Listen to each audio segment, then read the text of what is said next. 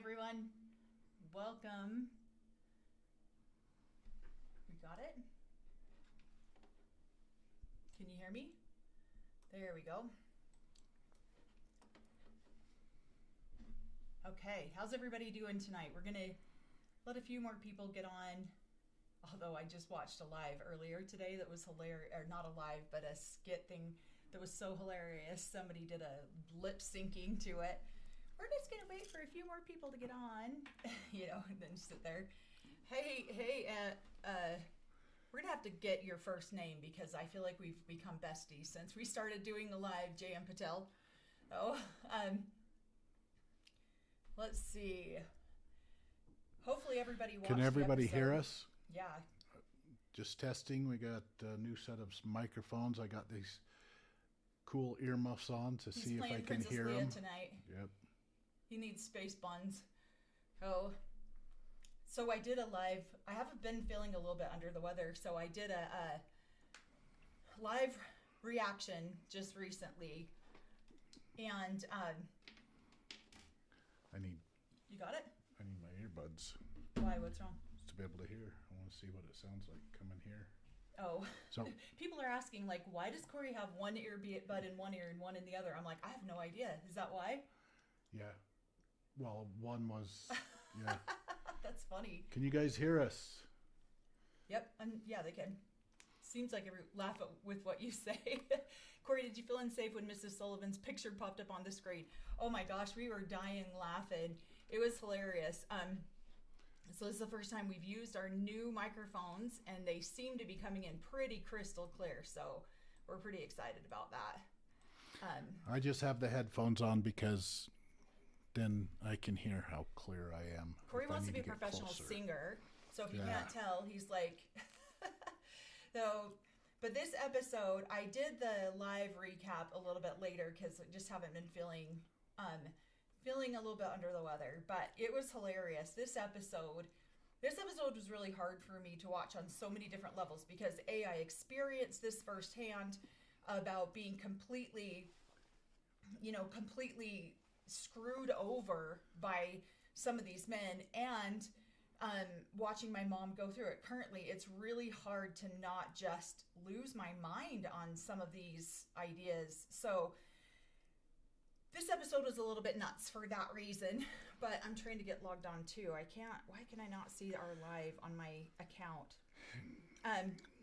But hopefully everybody it's so funny because so many people say, oh, this season's been so boring, there's not a lot happening. And yet for me, I feel like this season has been the most honest season, at least from the experiences that I've seen.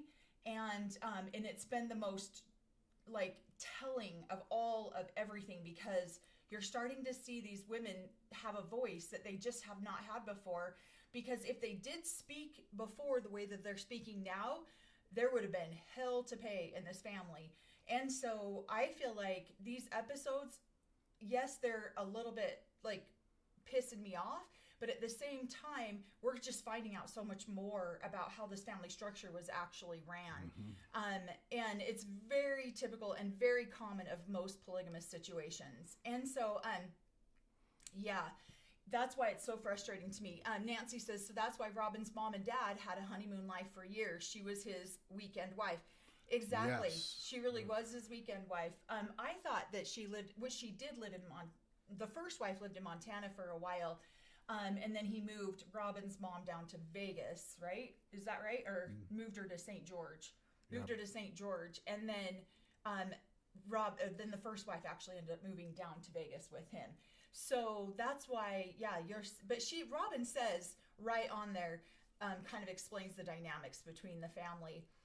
And it's funny because I have a theory, and I'm going to make a whole video about it. I'm not going to talk about it here because I don't want it to get lost in the live.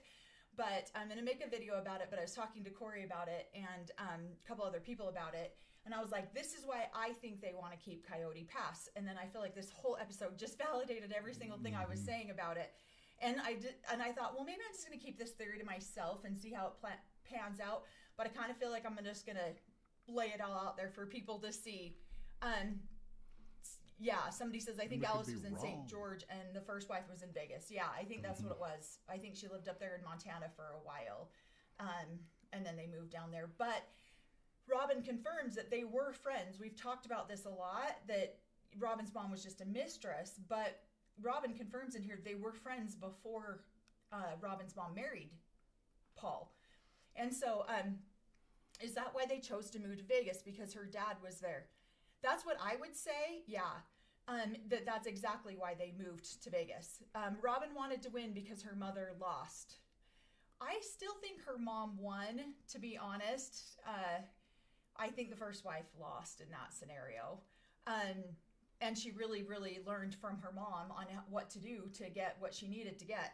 So I just think it's interesting. But my theory that I have, I see Slightly High Historian is on here. I really, really, really want to talk to you about something. I've kind of put it out there once already, but I'll DM you again. Hopefully you'll get it. I've been wanting to talk to you about something for a minute. So Paul wasn't her real dad. No, he wasn't. He was her stepdad.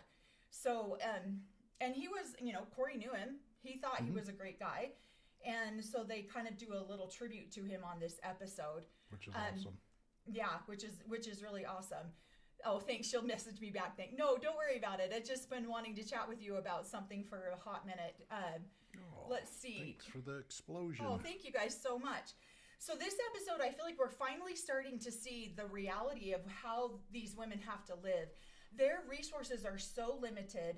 Their financial abilities to be put on any sort of assets is extremely limited.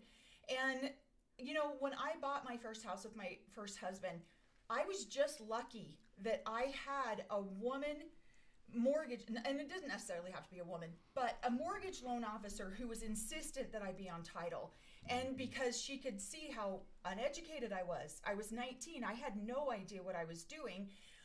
But I was the one who did the whole mortgage and everything. My ex-husband basically just signed up or just showed up to closing, wrote the check, and that was it. I did everything else. She did the footwork as a proper wife should. Wow. Yeah. That Cody was looking for to do the footwork, and then he could show up and get all the glory. So yeah. It was awesome. It was awesome that that's all he's looking for. And these women are making him do the footwork, and he's not liking that. No, not at all. And so I just think it's interesting. I was just really lucky that she cared, that she took time to make sure that I was protected. If not, my ex-husband would have sold that house out from under me, and I would have been homeless with 3 small children. So I just feel like that is where, and then when I got into mortgages, I really have taken that on for other women and been an advocate for other women in getting their name on assets, because we are really starting to see why this is so important for women to have something of their own. And in this religion, it's just taught that you never question the authority. You do what you're told, you do what you're told when you're told, and if you do question, you're a nag, or you are a problem wife, because you want to understand what's happening and why it's happening that way. And so people say that these episodes are boring, and I think they're far from boring, because you're actually seeing the psychological messing with these women in mind, and you're starting to see it manifested now when they want to leave and they don't have resources and choices to leave. And so that was one of the things my ex-husband used to say to me all the time: go ahead and leave. Let's see how well you do taking care of 3 children without a high school diploma. So he used to threaten me financially all the time. That's the only thing that Cody has over these women anymore, is financial threats. And he can't even do that, because look at Christine, Janelle, and Mary are all self-sufficient at this point. And what kills me about this man is the fact that he's doing them a favor. You should hear my Tourette's kick in. He's doing them a favor. Excuse me, sir. These women took your underage children and raised them without financial help from you. And now you're going to do them a favor, or Janelle's going to screw you over with child support and alimony any way she can. And yet, how many years did Christine take care of? How she's still doing it with Truly and Savannah. These women have taken underage children and raised them and financially supported them on their own without this man. And so this is the only way that Cody and Robin still have any level of control over the situation, is Coyote Pass. And he's not willing to give that up. Because it's a business. And I loved how Janelle says, nope, this this is just a business that went wrong, and we've got to separate it. Yep. So, and that's what they're doing right now, is separating that business. So. Yeah. Yeah, and we are starting to see that, you know, people are asking me all the time, do you really think Robin would be accepted back in the AUB? I've said this a couple times before. Absolutely she would. Even though she's of non-childbearing age, she would walk away with a huge amount of financial assets due to the other women's work, and that would be welcomed right back into the AUB, her and all of her financial assets. Her and her big fat bank account, or her and the property, whatever it is. She's going to come. If her and Cody ever separated, she would have a huge amount of assets. And it's interesting that these other wives were supporting Cody and the family, but Robin's on half of everything. She's protected her assets. So there's a whole bunch of interesting stuff in here where she's on one half of the property on there. She's got her home with Cody's name on it. So yeah, she's well protected. And so when that separation happens, she'll be well protected. Yeah. So. Yeah. And honestly, I feel like, my brain went blank. I haven't been feeling very good. So my brain's been spacing a little bit the last few days. And if somebody like Mary asks, hey, this doesn't quite seem fair. Can we get a quarter? Well, you're not in harmony with me. And I loved, how do you tell a first wife or a favorite wife? Well, that is, you don't need to know everything the other wives or things that are going on. You don't need to know that. Well, check. Janelle is not the favorite wife. Hey, this doesn't seem fair. I find it weird that you that to take care of Robin's children in case she was to pass, we want to get to adopt them so that all of the parents can take care of them. But why wouldn't you want all of the parents on her property too, in case she passed, that they would have connection to those assets? Well, those are assets, and they don't need those connections. So it's just a double standard on the both. Kids, like, they have to be legally tied to Cody in order for them to take care of the children, but no one needs to be legally tied to any of the assets. Yep. And this is what happens. This is what keeps these people stuck and trapped in these religions. You know, somebody just made a comment, and I absolutely agree. When they went on a debate, they promised to have the money to leave him if they wanted to. And he'd be like, I'll build you a house right next door, and I'll pay for everything. You can have your new husband live there. Well, boy, don't the tunes change when it actually comes to fruition. And that's why I feel that's one of the reasons why nobody that we know really watches the show, because it was so fake at first. Everyone who was in this lifestyle knew they were so full of shit when they were on TV and they were saying these things. And they were putting on a good front. Right. Yeah. And do I think they were purposely lying? No. But they were saying all the things that they were supposed to say to make the religion look acceptable to the public eye, when really all of us knew in the background, there's no way Cody's having her, one of the wives live next door. There's no way he's financially supporting these people after this is over. So it's just a load of crap that was issued for TV. And now we're starting to see it. And yes, Mary wants to believe that Cody that she's sad to see that they've come to this point. But every single polygamous man that I know comes to this point. And that's the sad part about it, is they all want to believe the best in each other until it's too late. And now these women are going to find out that it might be too late. Yes, they have all this public evidence. Yes, they have all of these things that say, oh, these were supposed to be family assets. But does that really help them in a court of law and thousands of dollars later in legal fees? Money that they should not. Hey, Cody, why don't you save these women all of the legal fees that they're going to have to pay to sue your ass for this land? And why don't you save that for your kids' college, the underage kids that he just walked away from, that these women have been raising on their own? And that's where it's so infuriating to me, is the fact that why make them pay all of this money just to try to get a piece of what's theirs? Like, is your mansion not big enough? Is the equity that you earned on the mansion not big enough? Is all of the assets? So that's what's infuriating about watching this, is that literally these women took underage children for him. So we're, this whole episode, yeah. And he acts like he's doing them a favor. And then at one point in the episode, he says, I just don't want to. I'm busy. I don't feel like it.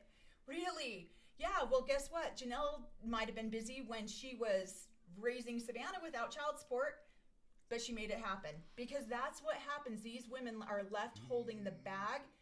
And that's what's so frustrating about it. Somebody says, Mike Watkiss, I don't know who that is, went off on the show being fake at the Bisline trial. Okay. See, and it is. That's why it's so infuriating to watch, because they're, when you are, it's so infuriating. When I got into real estate 25 years ago, I said to my mom, put your name on something, and I was dismissed and discounted and dismissed and discounted, because I don't understand the way of the Lord. I don't understand the way of the family.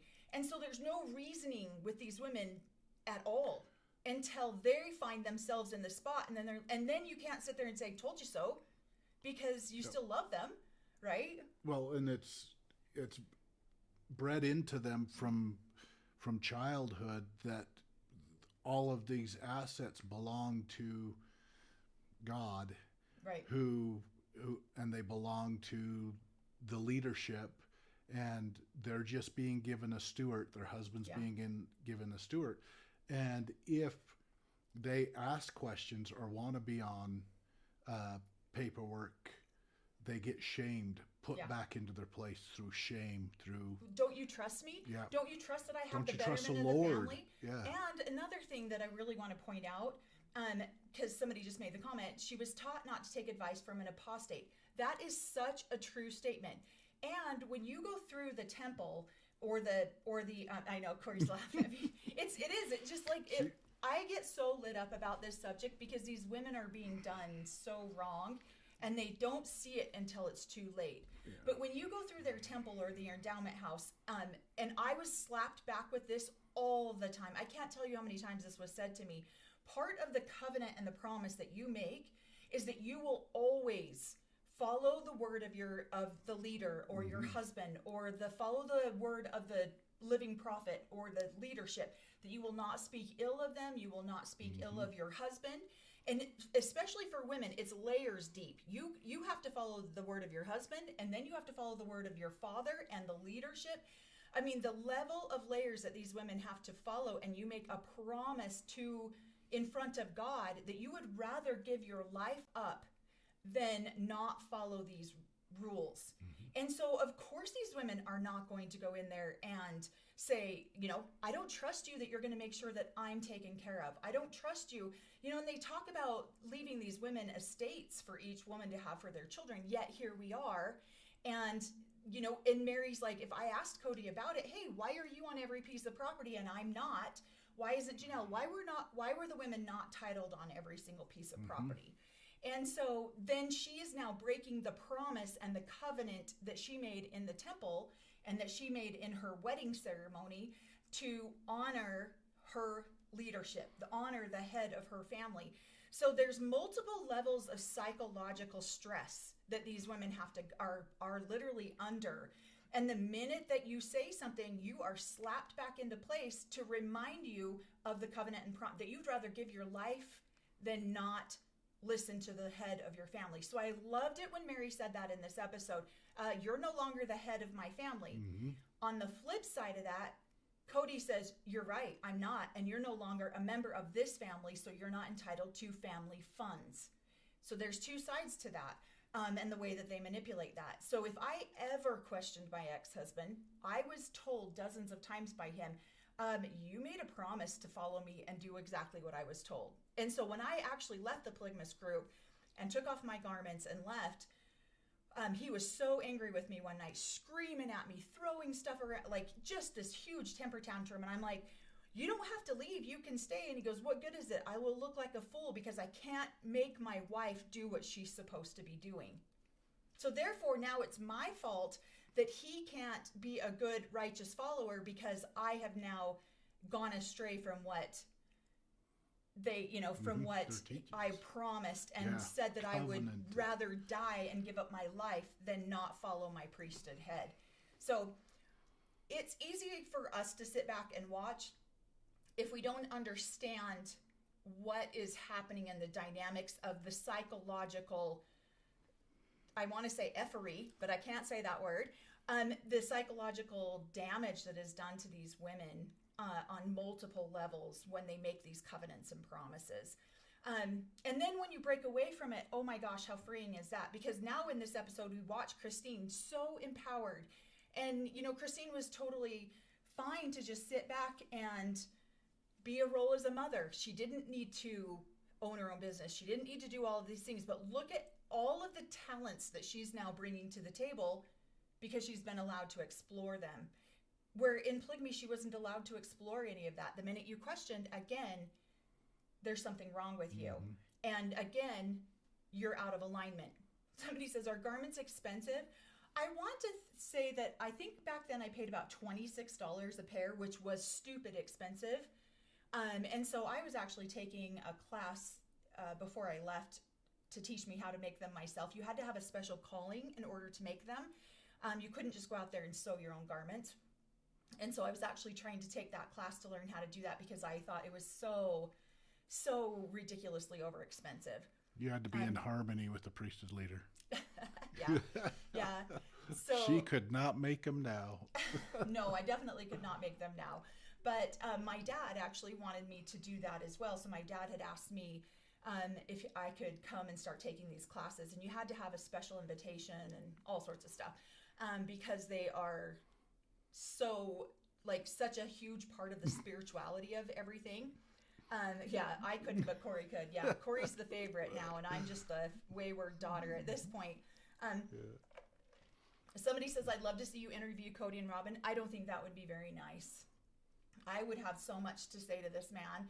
I was telling my mom the other day, God, I'd love to run into this man in public. I don't know that it would be a very nice situation because he's just so ignorant to what I don't know if he's even ignorant to what he's doing. He's just communicating what he's been raised, the belief system that he's been raised with. Yeah. That's, you want to know, just listen to Cody. That's what the belief system of most of the AUB are. Well, if you're a priesthood holder, that's you're supposed to be in charge of your wives. They should be in harmony with you. And you're supposed to protect your stewardship from not only outside world, but in case a wife gets disgruntled or led astray, and you're supposed to protect that stewardship to be able to pass it on once you pass away to the priesthood council, to the kingdom of God, which the priesthood council runs, the prophet runs, so here on earth. So right. Better be a good steward and not let a woman take half of your stuff. Yeah. So. Well, somebody says, were you both a member of the AUB or just one of you? We were both born and raised in the AUB. Yeah. I was actually married at 8 days into 17 and married to a man and got divorced 10 years later. And then Cory and we did not know each other while we lived in the AUB. And we learned, hi, Moni, good to see you. And we actually got to know each other as I was leaving the AUB, and Cory had already been kicked out for being such a heathen, funny man. He had a sense of humor. No one else in that AUB has a sense of humor. So, okay, so one of the things I wanted to chat about too, so we have the episode playing in the background, and we're just picking up pieces as it's playing. One of the things that Christine talks about is changing her last name legally. I actually have this on my to-do list to make a video about this, about the women changing their name legally. I never changed my name legally when I first got married because I didn't legally get married. I only got a spiritual marriage. Even though I was the first wife, I was the only wife. My ex-husband didn't feel like a legal marriage was necessary, and I was too young to know the difference. And so I just went along with whatever I was told to do. And I did not legally get married, so I never legally changed my name.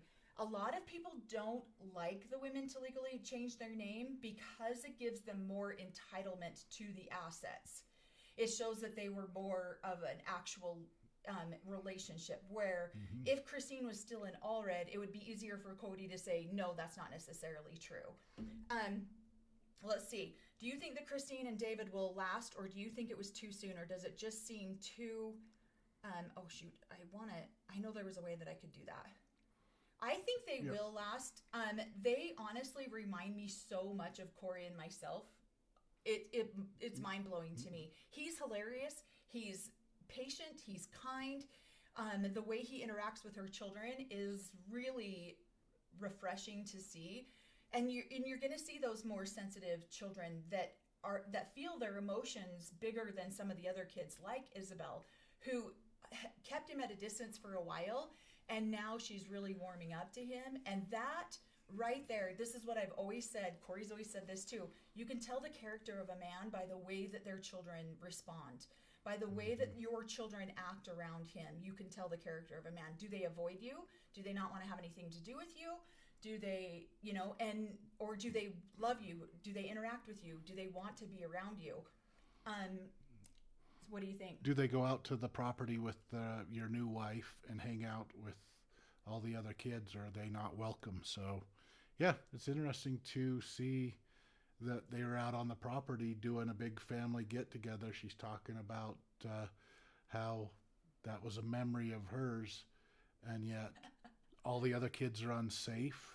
And right. There was so much stuff that blew my mind about what she considers safe for her kids. But growing up in polygamy,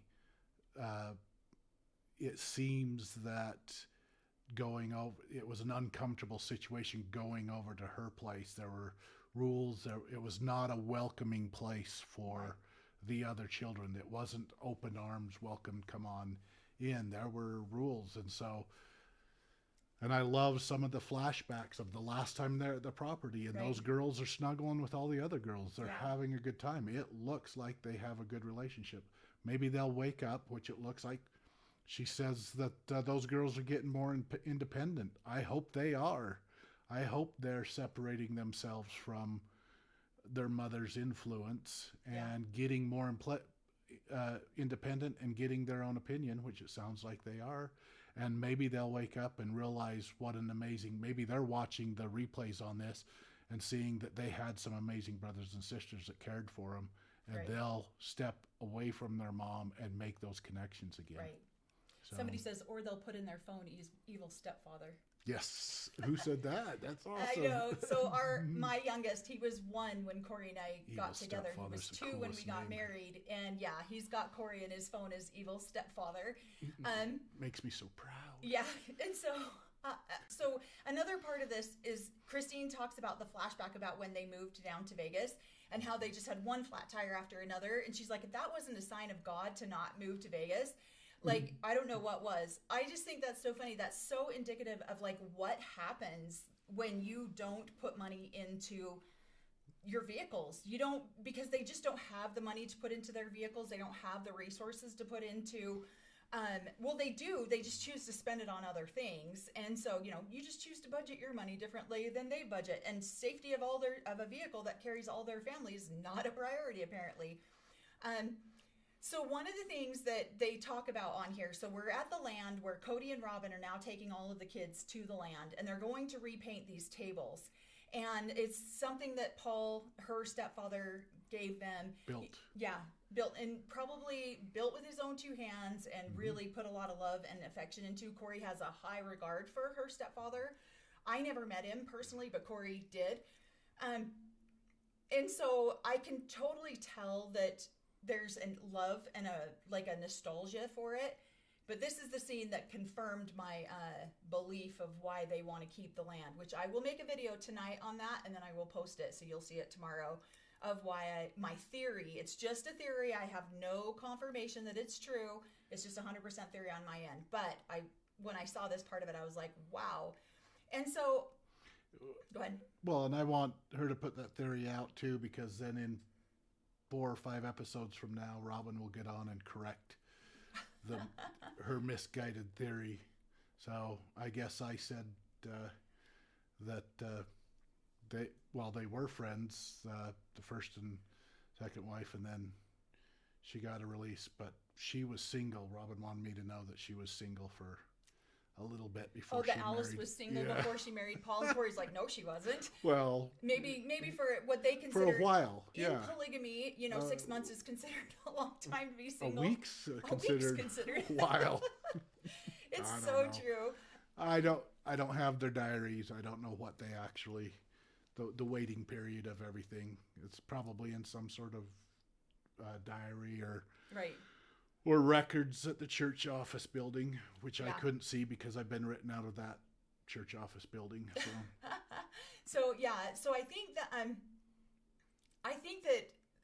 this is very indicative of what I thought was going to happen, and it's true. Like, Robin did have a very deep endearment towards her stepfather, and I'm sure that's one of the reasons why she's trying to create that with Cody and her children, because she had such a strong bond to her stepfather. I mean, obviously, if he's going to be in a birthing room with you, you probably want to like the guy, right? And so, what? No, I'm laughing at that part. And so, one of the funny things Cory's like, I really want to see David create a moment of something that never happened and go and put David's face in a picture with all of the other, what picture was it? You were like, oh my gosh, David should create a moment that never happened right there. Yeah. So there was some. I can't remember what picture it was, but Cory's like, that's the perfect one. He should do it right there. And so I think it's interesting how much, what was it? When Christine's having Truly. Oh, when Christine's having Truly, yeah. So he's off kissing the new bride, and David could be in there supporting her. It would be kind of cool. I don't know. Yeah, I think it would be funny.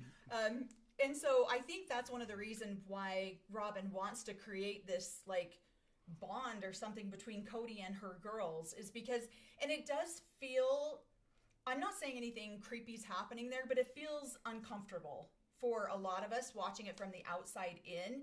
It feels like it doesn't feel natural. And so, not to say that anything's happened there, I don't want to accuse anything of anybody with anything, but that feels a little bit unnatural with how the father-daughter relationship. But on that being said, the relationship that my daughter has with Cory is very sweet too.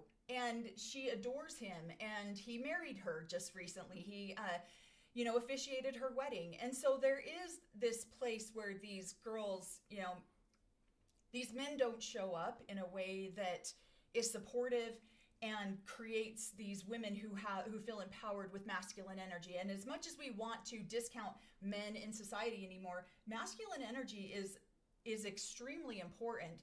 And especially if a woman, these younger girls want to feel empowered, they want to feel loved.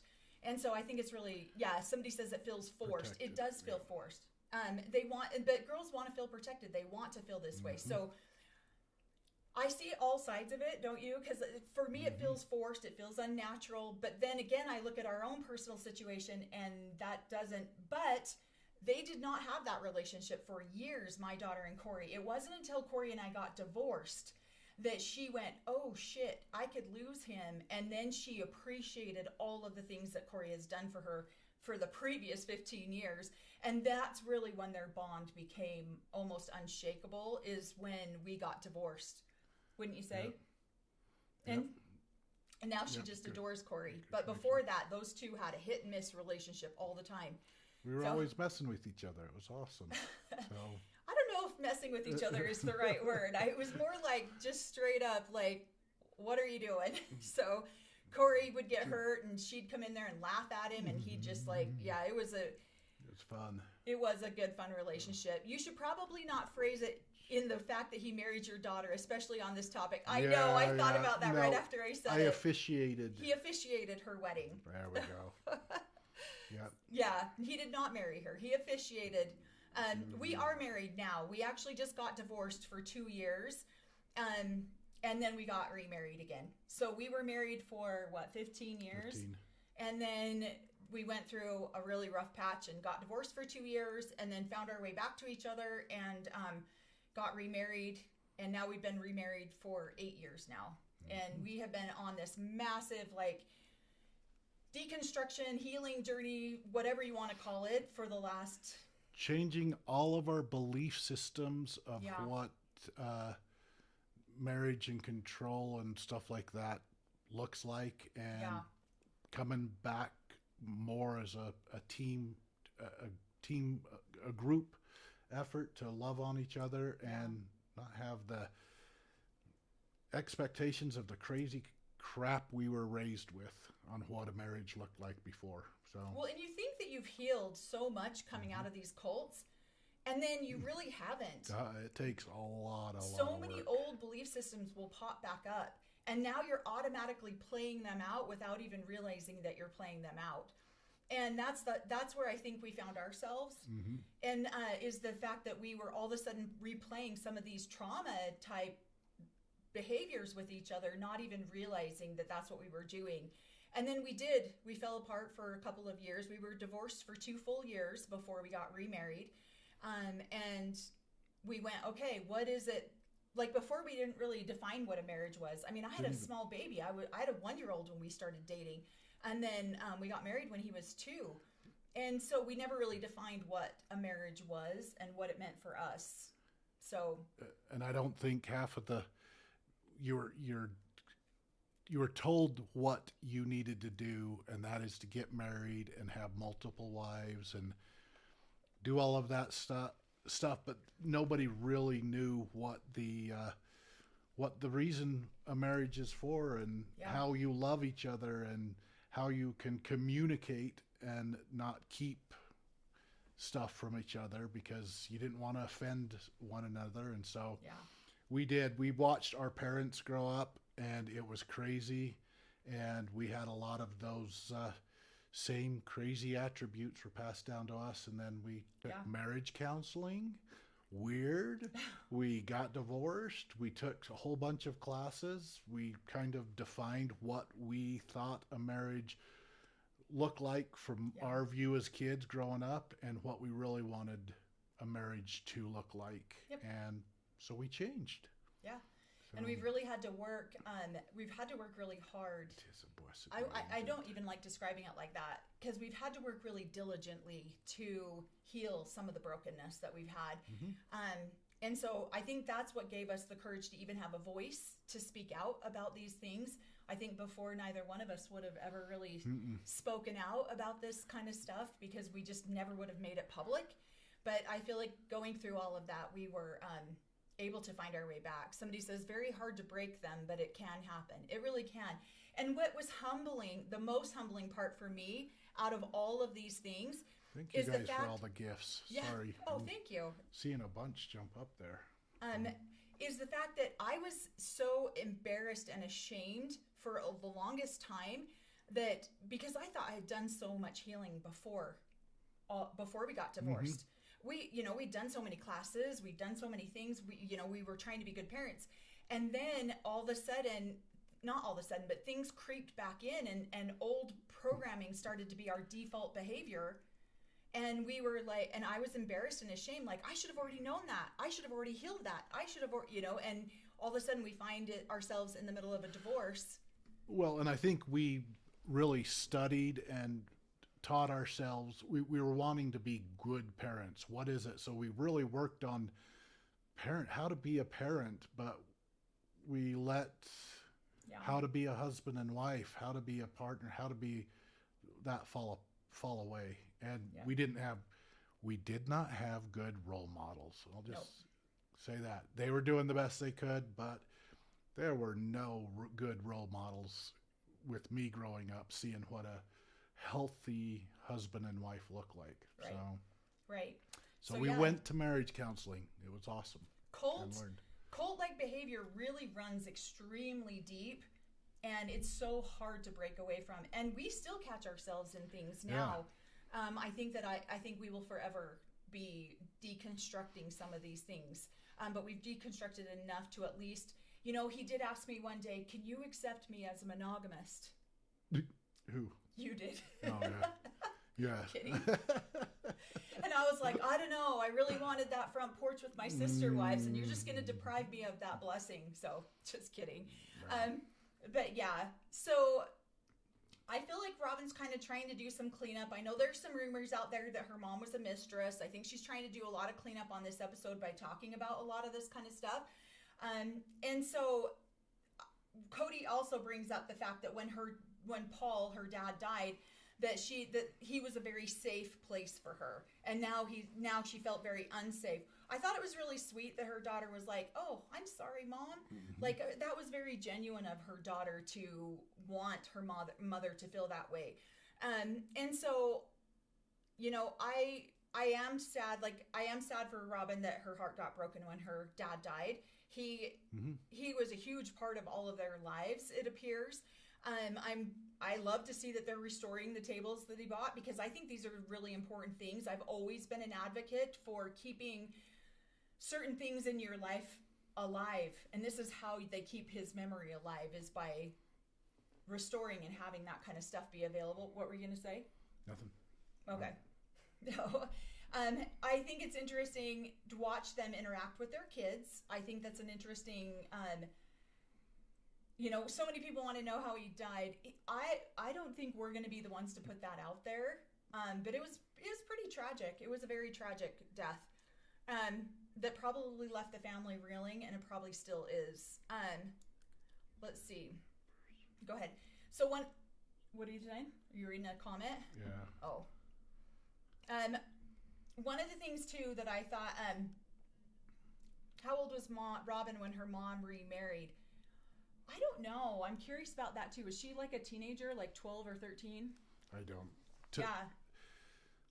You guys are asking me to do math on stuff 35 years ago. I was a teenager when that happened. Yeah. And I'm old now. So I don't know the exact dates. She was younger. Yeah, I don't know the exact dates and all of that stuff. I just remember I was hanging out with my friend, and he's like, "Yeah, we got a new mother," and I'm like, "Oh." Yeah, so Cory and I were talking about that. When he would say, "I never even knew my dad was courting a new wife." Now, Cory's dad had 9 wives. Mm-hmm. And Cory's like, we would just be there, and then all of a sudden my dad would walk in with this new woman, and she'd be like, "Here's your new mom. She's moving in with us." She's moving in. And where my family was a lot different. My family was more of the dynamics of the Browns, where my dad made the announcement. "See this woman over here that's been hanging out with us? She wants to join our family. How do you all feel about that?" But the first, like when my dad got his, I was 5 when he got another wife. Well, I was 2 when he got the one, and 5, so I was too young to remember, but I was 14 when he finally got another wife. So we did have that whole family dynamic that you see in Sister Wives, where my dad sat us all down and was like, "Hey, I'm going to marry this girl, this young girl." And so that's where, you know, there's a little bit different dynamic, where Cory was just like, "Well, great, one of us has to give up a room and go bunk with another room, because now this is her bedroom. We don't even know who her is." So yeah, I'm sure he had conversations with the wives, but to be honest, he had 7 wives really quick, and so I only remember 2 new wives coming in, and I didn't get it was just like, we got another wife and some kids. So Cory's little sister says, "I'm so glad that I was too young to get the new mommies." Yeah.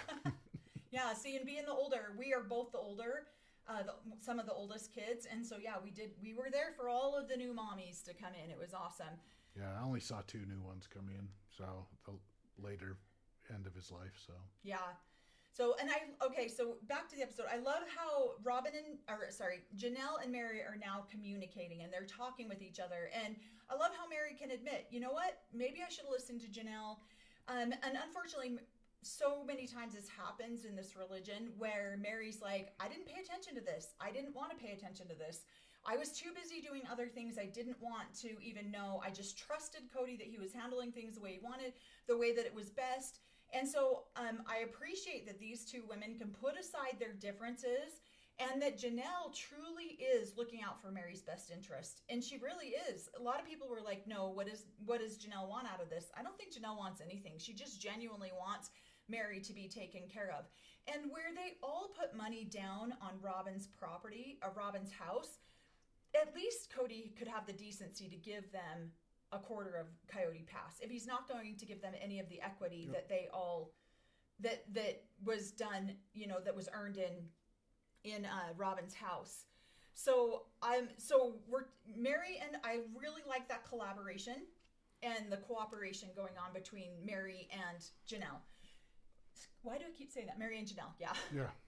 I have not been feeling good, and yeah, my brain skips a beat.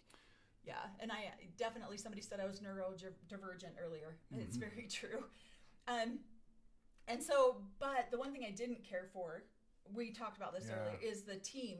Like Mary and Christine and Janelle are a team, and Robin and Cody are a team, and Mary doesn't want to be on a team. And unfortunately, Christine is on no team. Yeah, Christine bailed and got her. She protected herself, got her stuff, left, signed off on the property. That's not her problem anymore. Yeah. That's a Mary, that's a Janelle, that's a Cody, and that's a Robin problem. And so if she doesn't want to be on a team, if it's completely honest, Janelle's on her team looking out for her best interest. Yeah. Has a lawyer looking out for her best interest. Mary should have the same thing. Yeah. And I guarantee Robin's team has already well protected. She's on a good majority of the property. So, right. And probably can convince the Cody team to give her even more. So, yeah. And that's what, somebody says, Janelle sent the accountant all the info. Why didn't she warn the wives at that point? Again, that comes in with the psychological manipulation of these women, because you are taught to trust your husband. If your husband gives you, and Janelle went to Cody and said, and Mary did too. Yeah. They say that on this episode. We went to Cody and I said, what's going on? Why aren't we on all the pieces of property? And I said this from like our very first live that we ever did on this subject, was Robin had a long game. And I still believe that. And I love that Mary's finally acknowledging that in this episode. Okay, wait a second. Was this really all from a legal divorce in 2014? Was this the plan all along? Mm-hmm. And yet you see all these red flags, and the rest of us are like, what are you doing? I will tell you why Janelle didn't go and talk to the other wives. And it's very obvious in the last episode where she goes and sits down with Mary and says, hey, I think you should protect yourself. And Mary naively said, why? He's not going to do that. The faith. Don't we have each other's backs? Don't we have each other's back and all of that stuff? That's why. And that's probably been going on in the whole marriage, where there is such seeds sown of mistrust that if Janelle had gone and talked to the other wives, Cody would have denied it. Janelle's not in tune with it. She doesn't have faith in me that I'm taking care of this. She doesn't need to know this stuff. And it is. And if Janelle's in the middle of it, she's going to get throwback from the other wives of, why are you snooping around in our stuff? Yeah. Because she doesn't know where that other money's going. She has suspicions, but she doesn't know where that other money's going. Yeah. And so that's why she didn't get involved while they were married in it, because now they're not married and she's getting that kind of reaction from Mary. No, that's not true. You're saying that I should protect myself against Cody, when all the evidence is there that she should protect herself against Cody and Robin, but she does not want to see that, and all that's going to cause for Janelle in a marriage is more headache that she doesn't want to deal with.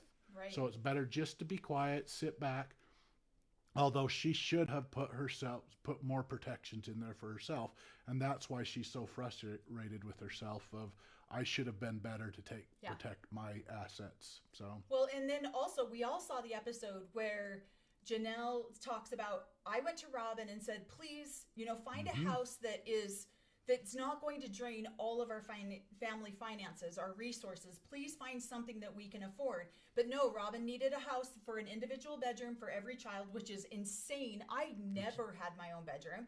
And so Janelle just talks to Robin about this one thing that we're seeing televised. How many other things are we not seeing televised? And she just says, please, if you can, be conscious of the family resources. Don't drain them. And what does Robin do? She runs back to Cody. Janelle doesn't want us to buy this house. And then what does Cody do? He goes back to Janelle and says, what are you doing? Why are you bullying Robin? Disciplining my wife. So these women don't have a way to communicate. Hey, this is a red flag. Hey, this is because the minute that you do that, the one faithful favorite wife is going to run and tell the husband, and then you are all going to get disciplined. Well, and if they can have this connection with the husband of look how loyal I'm being, it puts you in a better position. It moves you up through that rank. And if you're a wife that's asking questions, then you can be looked down upon by Cody. Right. You're not in harmony with him.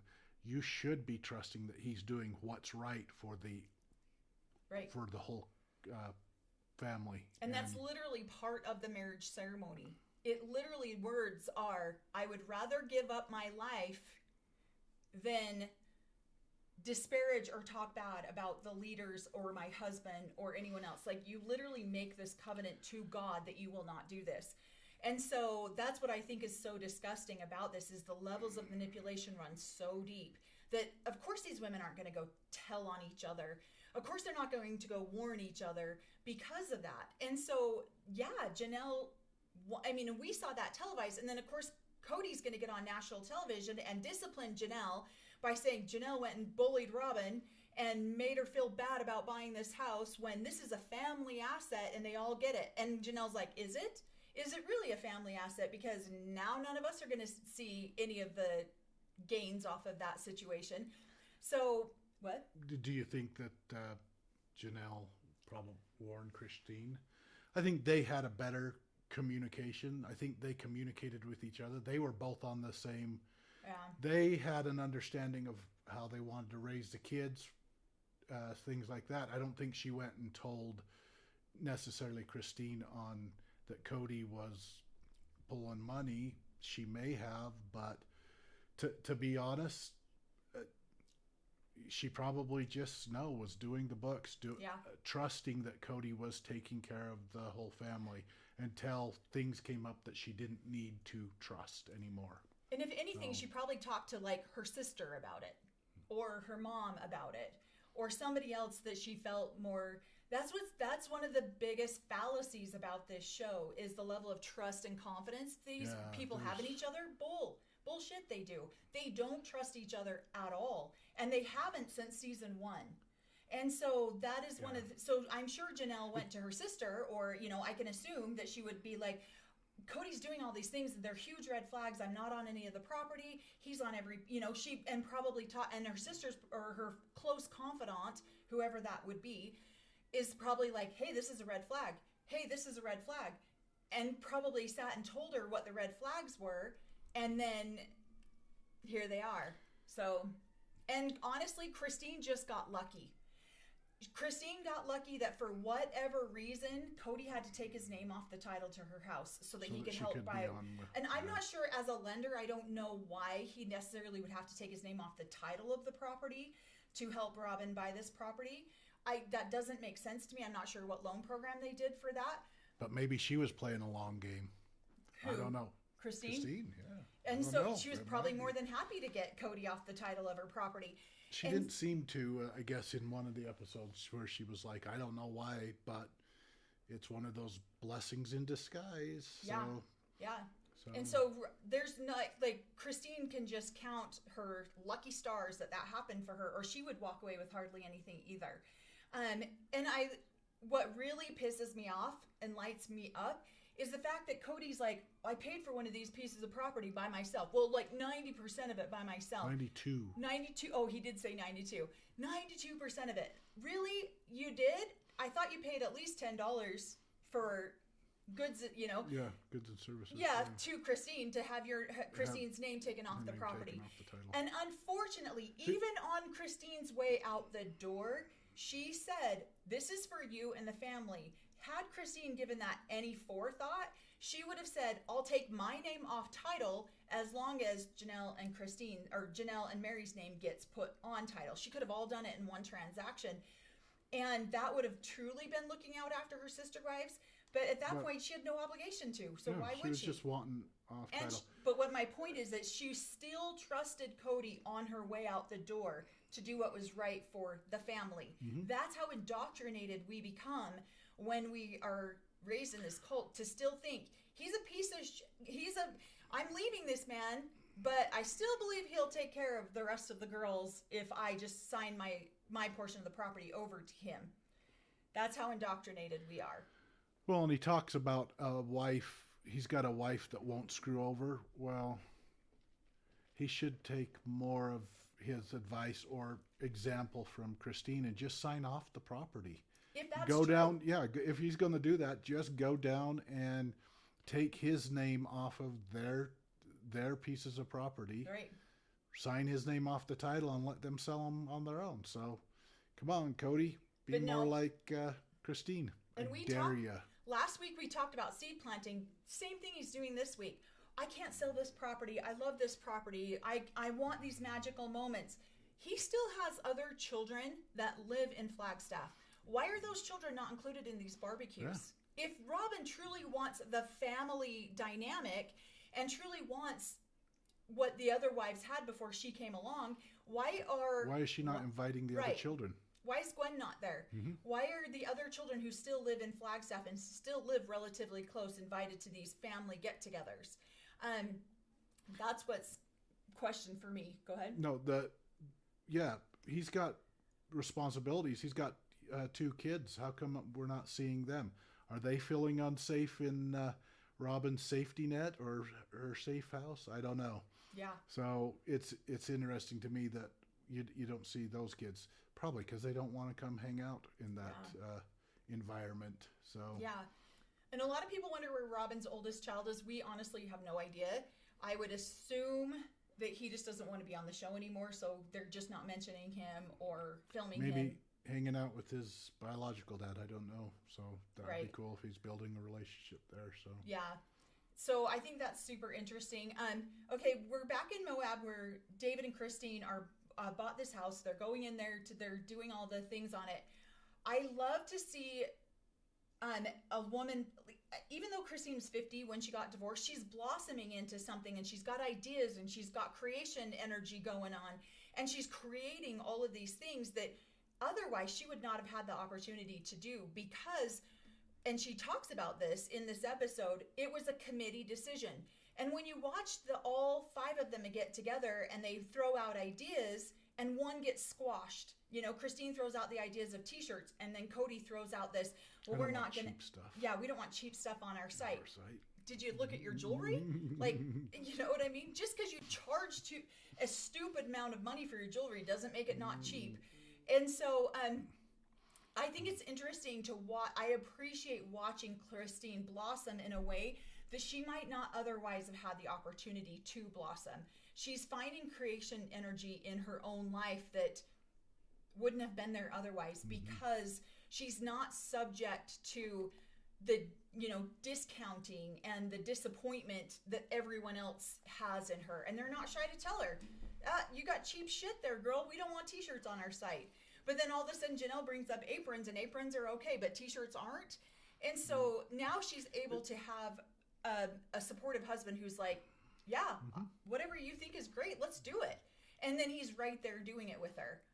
But I loved the last episode where Robin was like, he didn't support me at 100% either, and then he had to get on the couch and apologize. Yeah, I should have supported her. Yeah, he did. Better. I forgot about that. I totally forgot about that. It is true. He did that. I want to get some cheap t-shirts too, and have him be angry with my choice of cheap t-shirts. So. So yeah, I love it. And she's just excited. She's excited. Like, there's a different energy about Christine where she's like so excited to show David what is theirs, what they have done. Where with Cody in that other situation, you see her hesitant. Do I want to share what I'm about to create because What if it gets to, she knows David's going to come in and be like, you're amazing. This is a great job. Very supportive. Right. Instead of discounting and dismissive. Or my idea is better. My idea is strong. Oh, that wife's idea is way better than yours type thing. Or So I love to watch the different energies. Like, she's so much more empowered when she's talking about all the things she's creating with David. Where with Cody, and you see it. They're talking at the table, and then he discounts her in her t-shirts, and then they flash back to the couch interview, and Cody's just like, yeah, some of these ideas were so stupid, and Christine just covers her face and just like, okay, I'm done. Yeah. And then Robin wonders why they don't want to be a part of my sister wives closet. How do you even have to wonder that question when you are so dismissive and discounting anything that these women are doing? So I think that is a huge, amazing part of David's. This is one of the reasons why I think they'll last. Oh, thank you. Is because he is so supportive of her, and he's just happy to see her happy. He's happy to see her blossom and develop. Genuine love from him. I think his late wife helped them together. Oh, that's sweet. Yeah. I think that he is very genuine, and I love to watch him be supportive of her. So I love that they had this big move-in party that everyone came over and helped them move in. Can you hear everybody? No. I'm just going to trust that you guys can hear us and will yell at us because my ears are getting sweaty. That's funny. So I'm tired of hearing my own voice, so... Yeah, I guess because I'm not hearing it, so I guess you totally would, huh? Oh, that's funny. So let's see. Robin was like, I started a business with other wives' money, but it was my business, right? Mm-hmm. Right? And so it's just funny to me. And my idea is because Christine's are dumb. So, we're going to get quality stuff. Yeah. No. Clothes. Yeah, we're going to do something different. So I think it's interesting to watch Cody. They're back on the land. We're having the barbecue. We're doing all this fun stuff. Cody's planting seeds of why he doesn't want to sell Coyote Pass. I personally think, and I don't know, I don't have any inside scoop on this whatsoever. I personally think he is planting seeds of why he needs to keep Coyote Pass and not split it 25%, 4 ways. And drag this out because...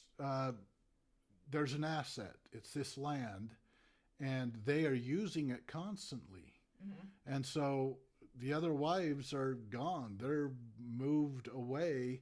They want to sell it, but the longer he can drag his feet on this, the longer he gets to use all of their asset that they own a quarter of, and he can just keep dragging it out. Price of the property might be going up.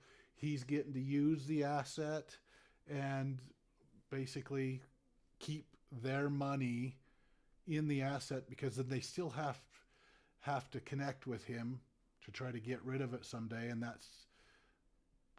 that's a connection he still wants. That makes him feel important, right? Because Christine gave up the asset, took what she had, and is gone. Probably only discusses things with him through lawyers or stuff like that, and that's hard on his ego. He's got FOMO, Yeah. So, and I think that's 100% true. Mm-hmm. I think that this is the only way he can still control Mary and Janelle, is because as soon as the land, and Janelle says it multiple times, this is the only connection I still have to Cody, which is actually really sad to me when she made that comment, because the children are never even considered a connection. And